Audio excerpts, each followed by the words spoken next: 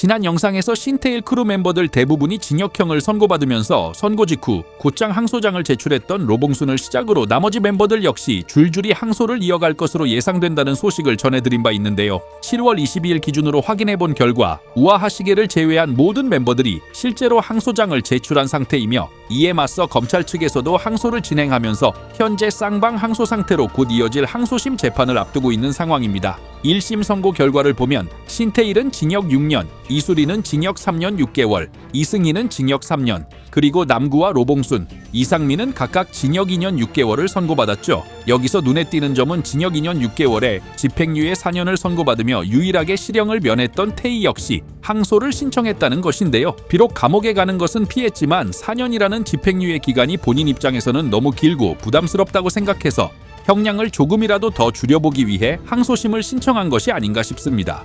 이번 단체 항소를 두고 커뮤니티의 네티즌들 사이에서는 항소심에 가면 기존의 형량이 그대로 유지되거나 오히려 더 높게 올려치기를 당할 것이다, 혹은 항소심에 가면 무조건 형량이 반으로 줄어들고 멤버들 중 몇 명은 집행유예로 풀려날 수 있을 것이다라며 여러가지 추측들이 많이 나오고 있는데요. 길었던 1심 과정을 생각해보면 1심 선고 공판이 열리기 전부터 이미 멤버들 대부분이 피해자와 원만하게 합의를 마친 상태였습니다. 즉, 범죄 사실이 모두 입증되었고 가장 큰 감형 요소라고 할 수 있는 피해자와의 합의까지 1심에서 이미 다 반영이 되었는데, 과연 항소심에서 형량을 더 깎아주기 위해 재판부가 어떤 양형 사유를 추가로 참작해 줄 수 있을지 의문이 드는 상황이죠. 그렇기 때문에 특별한 사정 변경이 없는 한 항소심에서도 기존의 형량을 그대로 유지하는 결과가 나오지 않을까 싶습니다.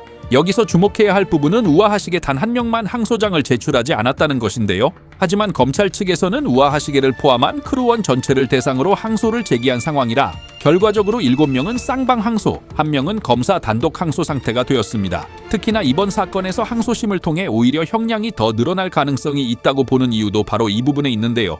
형사소송법상 피고인만 단독으로 항소한 사건에 대해서는 1심보다 더 무거운 형을 선고하지 못한다는 불이익 변경 금지 원칙이 적용되지만, 이번 사건처럼 검사가 함께 항소한 경우에는 이 원칙이 적용되지 않기 때문에 1심보다 더 무거운 형이 선고될 가능성도 충분히 열려 있다는 것입니다.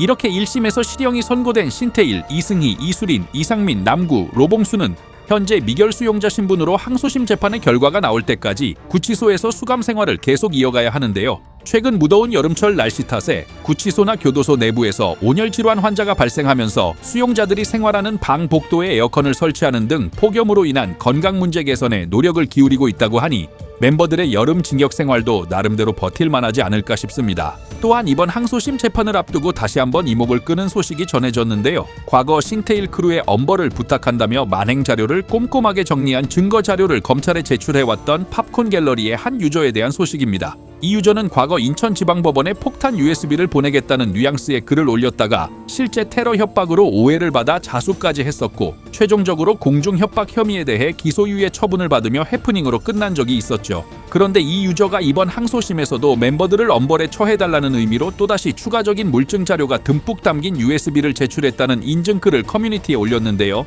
이렇게 네티즌들이 모은 치명적인 자료들이 법원에 계속해서 쌓이고 있는 만큼 이 증거들이 신테일 크루의 항소심 결과에 과연 어떤 영향을 끼치게 될지 끝까지 귀추가 주목되는 상황입니다. 추후 항소심 일정이 잡히고 새로운 소식이 전해지는 대로 빠르게 정리해서 찾아뵙도록 하겠습니다.